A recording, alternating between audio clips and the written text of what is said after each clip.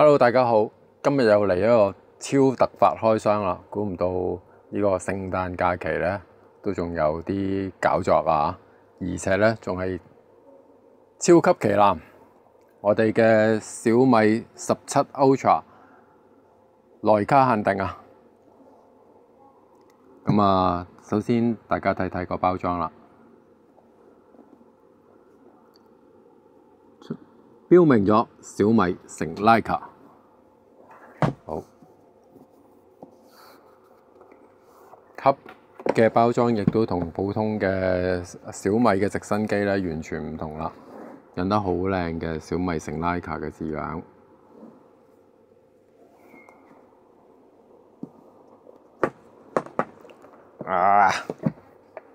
OK，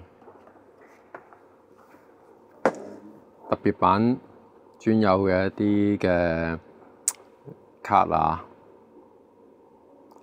拿起它，轉動變焦環，一切都是你熟悉的徠卡味。變焦環啊，大家已經睇到呢部機嘅重點。好啦，係啦，照舊啦。哇！禮盒裝，好，呢度開始。鏡頭保護套件等等，鏡頭蓋、煙帶同埋抹布，出緊嚟。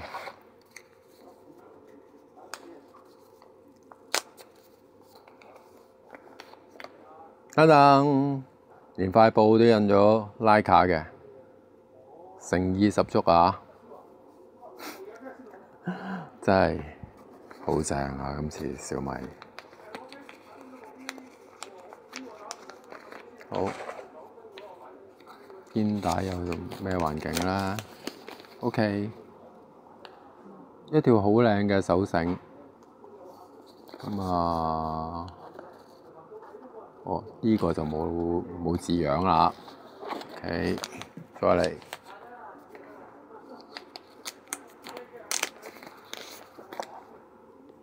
哇！呢個就真係不得了啦！呢個鏡頭保護蓋。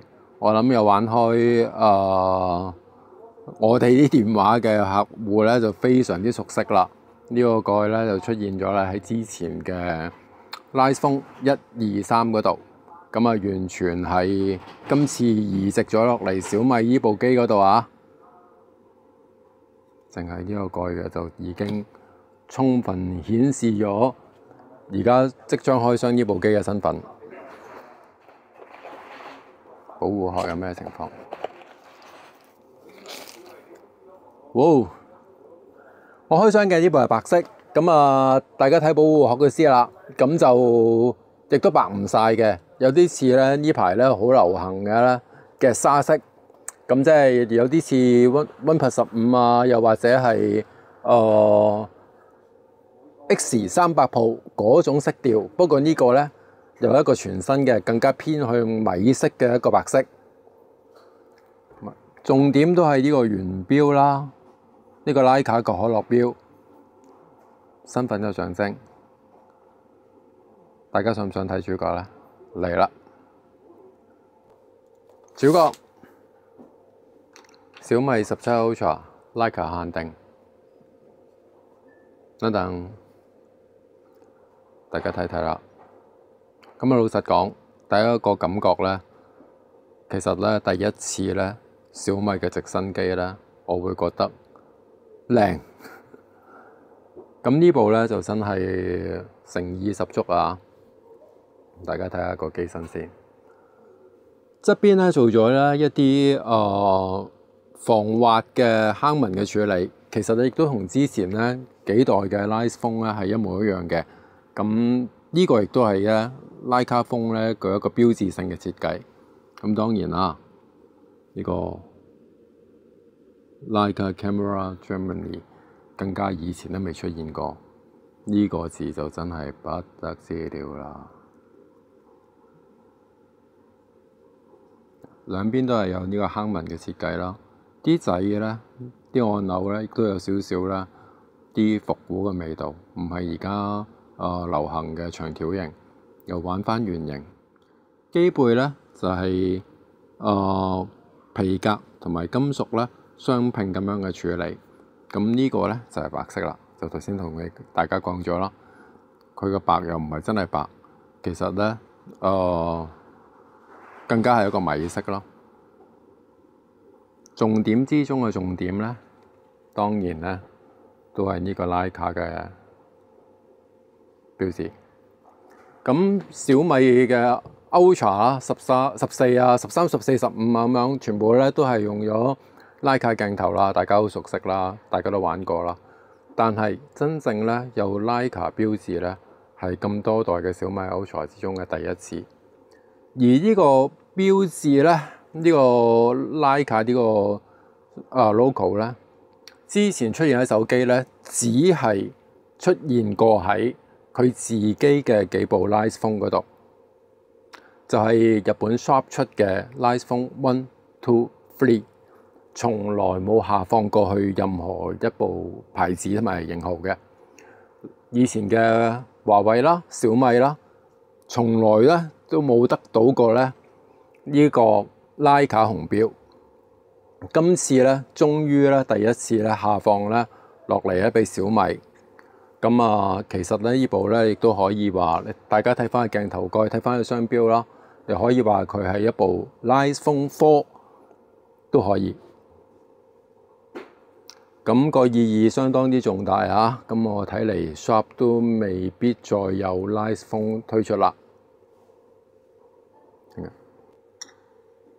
裝咗保護套同埋個鏡頭保護蓋，係咪夠晒毒先？呢個樣大家真係應該記憶猶新啦。直情就係一部新嘅 Light Phone 啦。我唔知仲有冇 Light Phone 啊？定係徠卡真係會再出多一部Light Phone 4？我唔知。不過其實咁樣就已經係啦。咁17 Ultra 咧嘅徠卡限定版咧，除咗白色咧，仲有黑色嘅。呢個最經典嘅配色啦。咁啊，都係一樣咯，雙拼色嘅設計。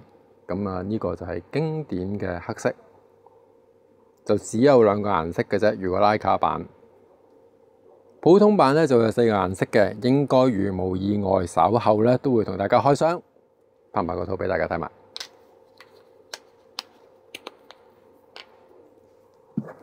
等等，小米17 Ultra 咧一個非常之強大嘅賣點啦。就係頭先一開個包裝都講咗啦，變焦環擰一擰，呢個世界都變晒。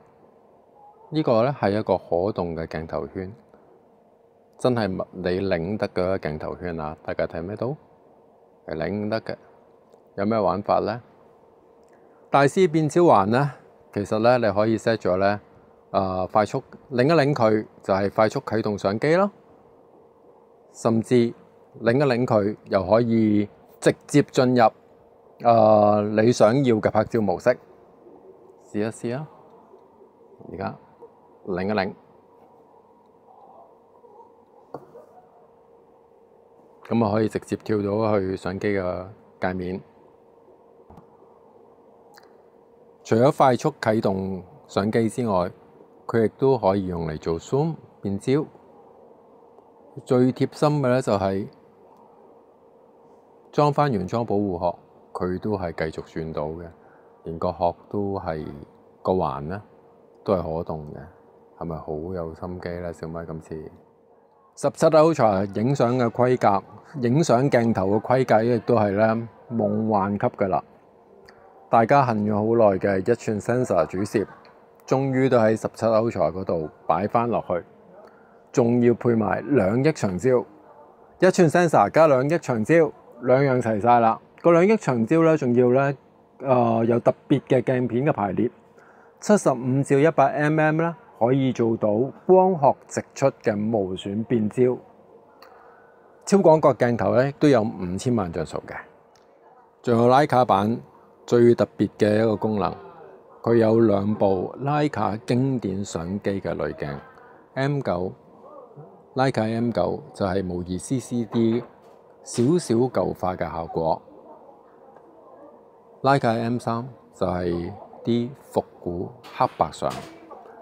如果有機會稍後同大家試相，不過啲黑白相頭先試咗真係好有 feel， 影多啲再 po 出嚟俾大家睇。小米17 Ultra 咧，仲有標準版同埋佢嘅專屬攝影套裝，稍後有機會咧再同大家開箱。咁小米17 Ultra 呢個 Leica 版嘅開箱就去到呢一度啦。多謝晒大家嘅支持，記住繼續 like and subscribe 我嘅 channel， 多謝晒。